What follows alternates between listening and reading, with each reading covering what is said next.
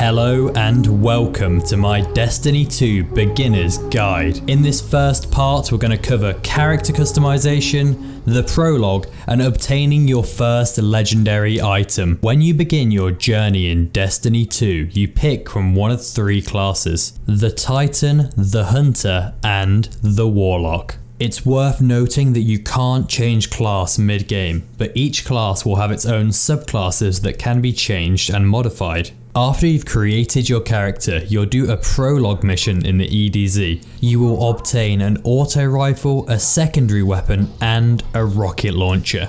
One quick thing to mention about the prologue: when you get to the Spider Walker part of the prologue, you don't actually have to kill the boss, you just simply have to fill the meter and kill 100% of the Fallen, then you can turn around and move on with the mission.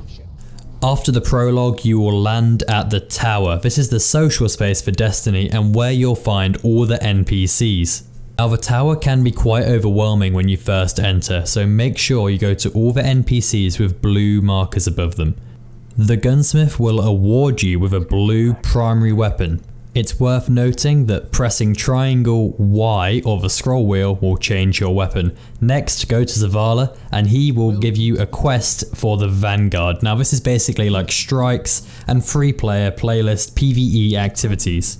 To open your map, you need to use the Ghost button, which is Tab on PC, View on Xbox, and Touchpad on PlayStation. And on Google Stadia, I have no clue. You'll notice you have a mission to talk to Ikora Ray. This can still be done in the Tower, so close the director and follow the route on screen.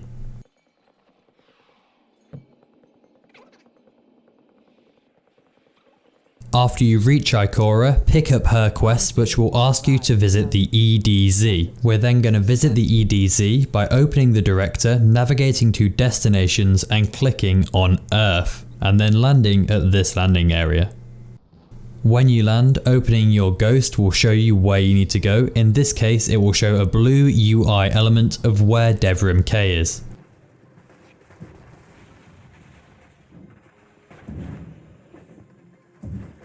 After you reach the top of the church, make sure to speak to Devrim K and accept his quest. It's worth noting, to be as efficient as possible, pick up all three of these bounties as they're going to become useful later. They also grant you a lot of XP and they'll be done very passively.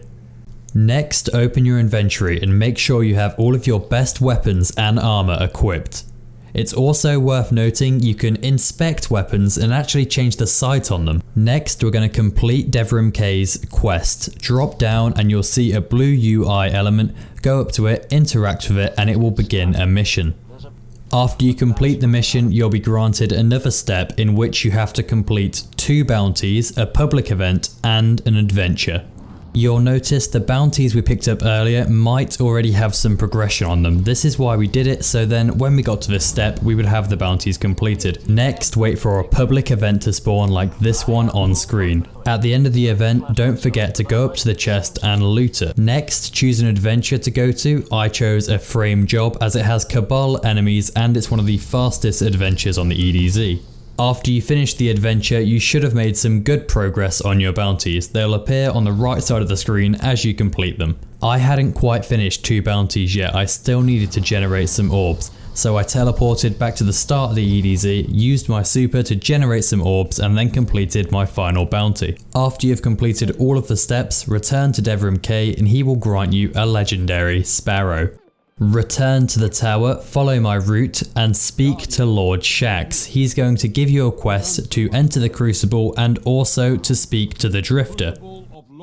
Follow my route on the right side of the tower where Ikora was, and as we come down here, we're going to go to where the Drifter is.